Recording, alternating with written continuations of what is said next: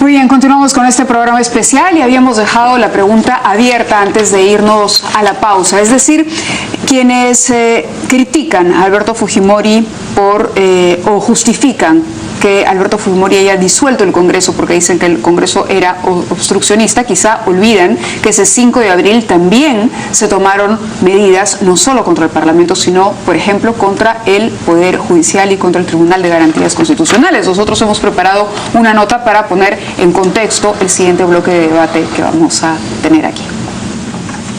Reorganizar totalmente el Poder Judicial, el Consejo Nacional de la Magistratura, el Tribunal de Garantías Constitucionales y el Ministerio Público para una honesta y eficiente administración de justicia. Había vamos a decir así, un empeño del gobierno de querer dominar con los servicios de inteligencia y otros mecanismos el escenario público, ¿no? No solo se aprovechó de la baja popularidad del Congreso, sino además del Poder Judicial por su ineficacia, lentitud y poca efectividad para enfrentar el terrorismo. La gente no se sentía que tenía un Poder Judicial garantista y tampoco un Poder Judicial que fuera oportuno en sus resoluciones. Todo se demoraba una eternidad. El primer acto, creo que en el mismo día del golpe de Estado, había un camión al costado del Palacio de Justicia y del segundo piso le iban tirando todos los expedientes que comprometían al gobierno en el narcotráfico, en los que estaban metidos Vladimiro Montesinos y otro tipo de personajes. Días después del golpe se cambió a la mayoría de magistrados y se nombraron nuevos fiscales. La fiscal, por ejemplo, Blanca Nelia Corán, hacía lo que el gobierno le mandaba.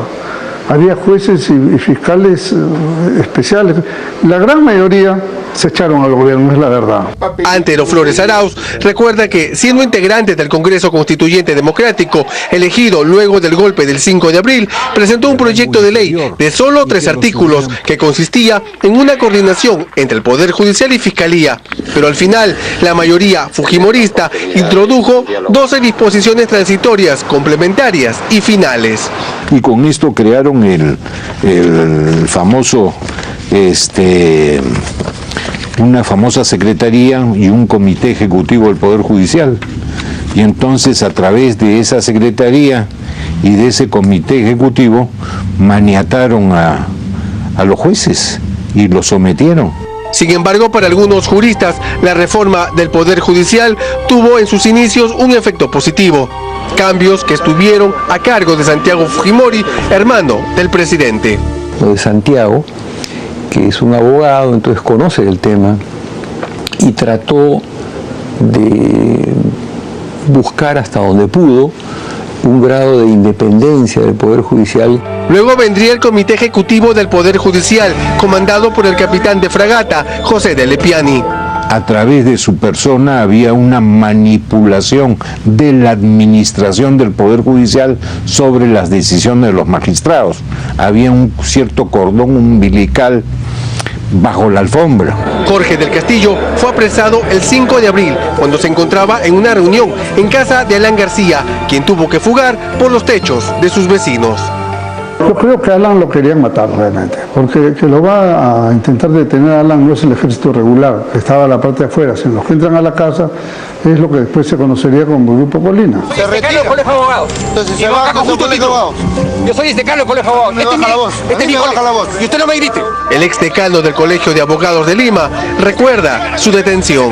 Cuando noto que iba a haber un relevo en los guardias, logro escaparme. Porque estaba yo atento a ver cómo me escapaba, porque si no, mi destino es el CIN, ¿no? A pesar de estos episodios violentos, nada pudo cambiar la imagen del Poder Judicial. Eso no ha cambiado. Yo te diría que ha empeorado. Que ha empeorado, y los abogados que estamos en el ejercicio lo vemos. Las demoras son terribles. Una tarea pendiente de las autoridades para evitar que se repita la historia.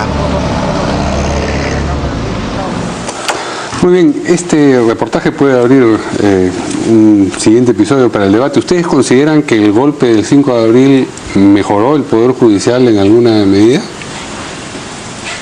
A ver, permíteme un segundo para contestar algo que aseveró Alberto. Pero no se olvide de la pregunta. Sí, no, que dijo Alberto Fujimori destruyó este país.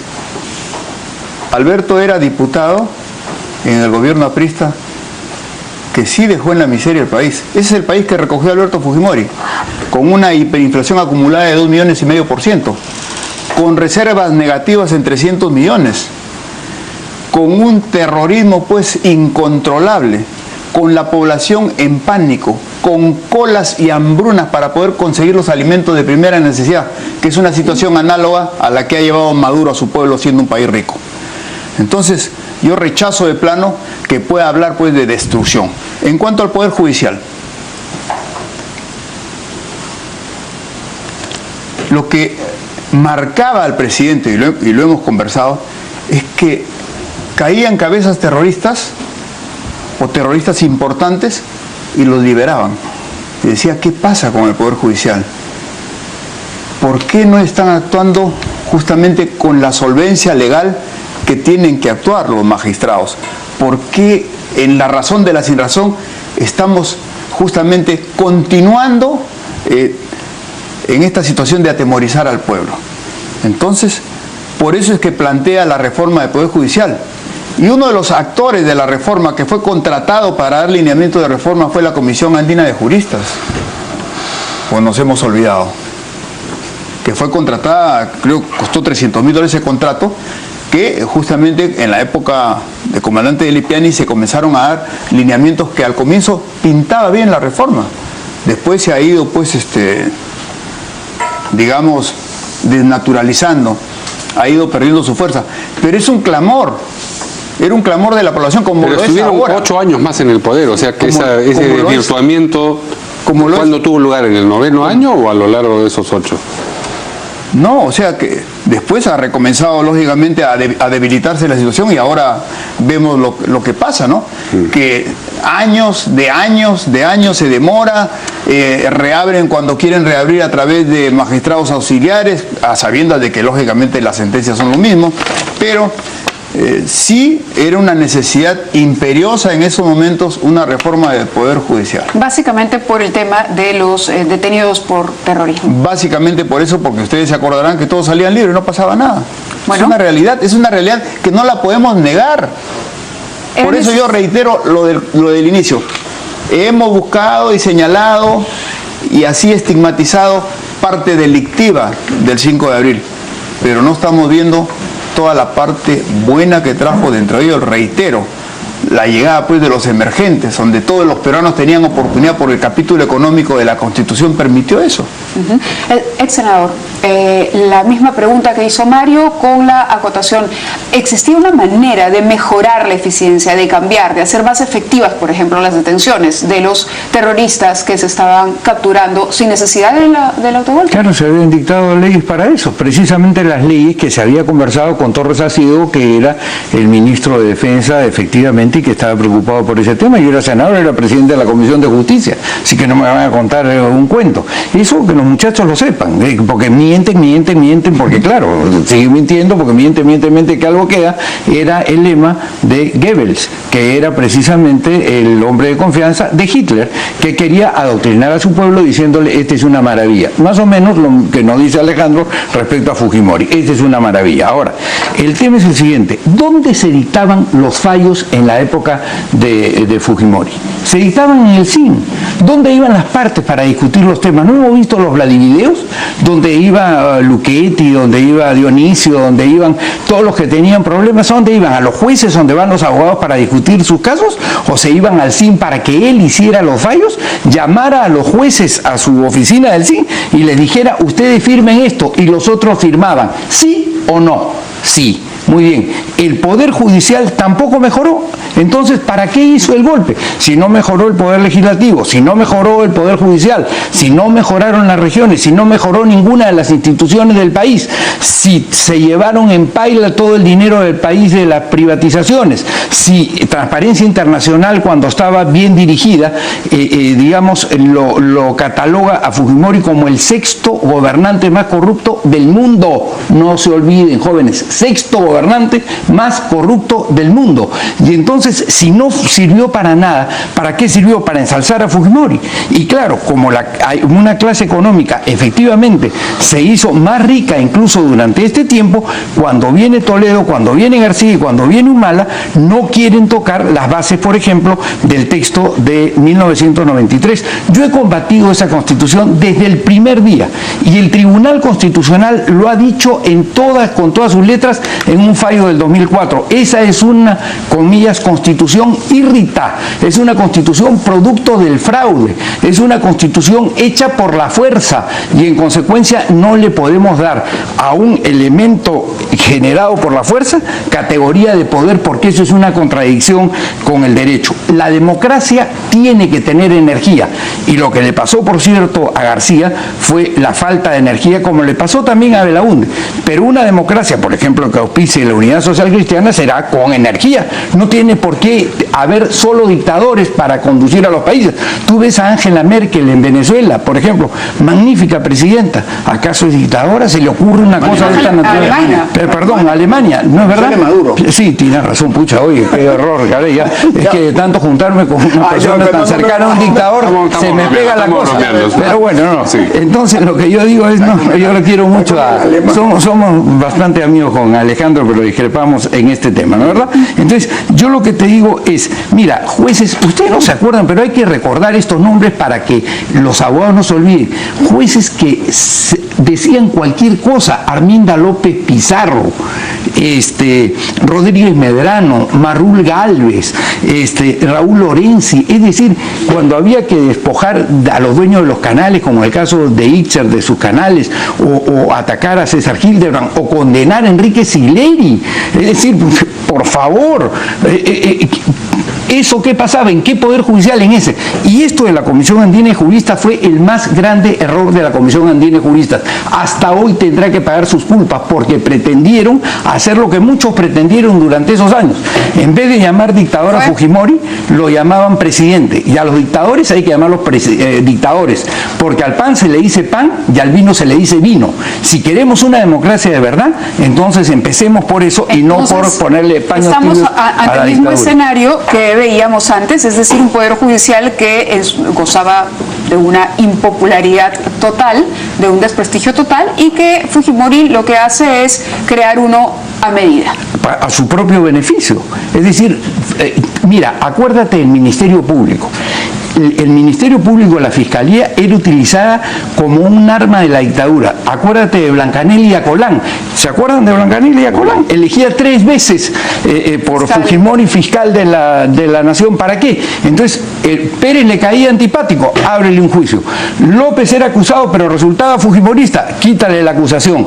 Eso era el Ministerio Público. Entonces, si todas las instituciones fueron para atrás, si se robó lo que se robó, si se violaron los derechos humanos que se violaron, entonces, ¿dónde está el beneficio del golpe? Hasta hoy seguimos pagándolo. ¿Y por qué hay, digamos, este grupo que respalda todavía la idea dictatorial? Que esa es la pregunta, ¿no es verdad? Ajá. Porque en los últimos 16 años, Toledo incluido, no se han atrevido a discutir este tema a fondo. ¿Han escuchado ustedes en la televisión algún debate a fondo sobre la Constitución del 79 versus la del 93? Una vez yo lo planteé, me invitaron a 3 programas de televisión. Creo que fueron bastante auspiciosos para nosotros. Nunca más volvieron a tocar el tema. ¿Sabes por qué? Porque se dieron cuenta que ese punto no lo ganan nunca en la opinión pública. Pero la Constitución del 79 fue formulada por una constituyente convocada por un gobierno militar también. Perdón, ahí hay una diferencia que hay que marcar. Mientras la del 79 es convocada por un gobierno militar que estaba de salida y que dice, ustedes hagan la Constitución que quieran y nosotros tienen no que nos vamos a meter. las reformas de la Revolución pero peruana. Recuerda que no las incorporaron y que cuando los militares al final le envían una carta que estaba Luis Alberto Sánchez presidiendo esa asamblea constituyente. Sánchez y la junta directiva donde estaba Ernesto Alaiza y gente muy notable, ni siquiera abren la carta, sino agarran la carta y al edecán le dicen, mire, ¿sabe usted? Llévesela a Morales Bermúdez y devuélvasela, que aquí no tiene nada que decir. Punto, se acabó. A diferencia de lo que sucede en el 93, donde convocan una constituyente para quedarse en el poder. Los militares en el 78, que ya había pasado la huelga del año 77. Al origen de la convocatoria. Sí, bueno, pero te das cuenta que es distinto. No es lo mismo. Uno es, yo convoco para que se quede la civilidad. Pero ninguno de los dos es yo convoco para quedarme yo y hacer lo que me da la gana. Entonces, eso del 93 no es una constitución bajo ningún parámetro de ningún autor. Lee cualquiera, Lowenstein, Oriú, Friedrich, el que te dé la gana. Ninguno podría llamar a eso constitución. Eso puede llamarse 30 centavos de lentejas o cualquier cosa, pero no una constitución. Doctora Aguinaga. Yo creo que las pérdidas de memoria se le están acentuando a Alberto. Ya le dijo ciego, ahora le está diciendo. No, pero es que parece que está acumulando varias patologías y no queremos llegar a eso. Pero es cierto, la constitución justamente del 79 nace pues del golpe militar. Y es más, él olvida que Morales Bermúdez dice, si no se incorpora en esta constitución la reforma del gobierno militar, cierro esta constituyente. Sí. ¿O no es verdad? Y ustedes mudos. Borro de un plumazo. Así es. Sí. Otra cosa. Sí. Cuando él habla de robo de los 6.000 millones, lea a Ricardo Lagos, ese brillante economista, cómo se creó también ese estigma. Crearon ustedes este estigma para decir que Fujimori se había llevado 6.000 millones y ahí ya está. ¿Cómo se utilizaron esos 6.000 millones? Y cuando hablan de robo, tú has estado en tu largo periplo multipartidario en Perú Posible. Y a Toledo, tu líder en ese momento, sí le han encontrado 20 millones de dólares. Y nadie ha dicho nada. No le han dicho nada. Ni siquiera se ve señales de que lo quieran traer. A Fujimori le pusieron el informe Kroll, el gobierno de Toledo, y fue incapaz y mentiroso de decirle a la población que no se le encontró un dólar. Es más, en el tomo 2 habían encontrado la cuenta de Blue Bay de la señora Karp en Panamá, pero ahora se ha perdido. Y hay el deber moral de los gobernantes y de quienes están en el Ministerio de Justicia de por lo menos pedir una copia y mostrárselo al país.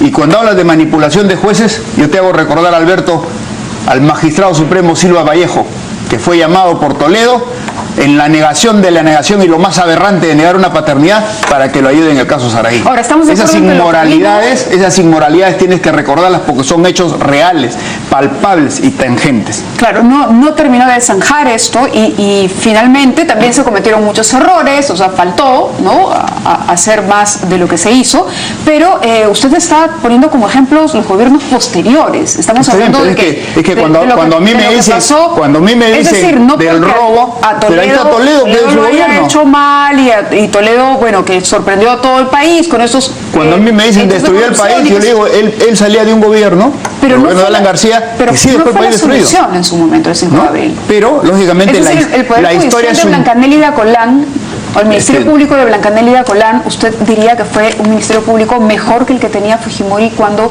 asumió, o que el que tenía el país cuando Fujimori fue presidente? Yo no estoy en el campo del derecho, pero la historia no se puede ver parcialmente. La historia es un todo. Escogemos esto y esto de la historia para hacer señalamientos. No. Veamos el contexto general. El daño que se le hace al país es mirar la singularidad. Y por ahí no va la cosa.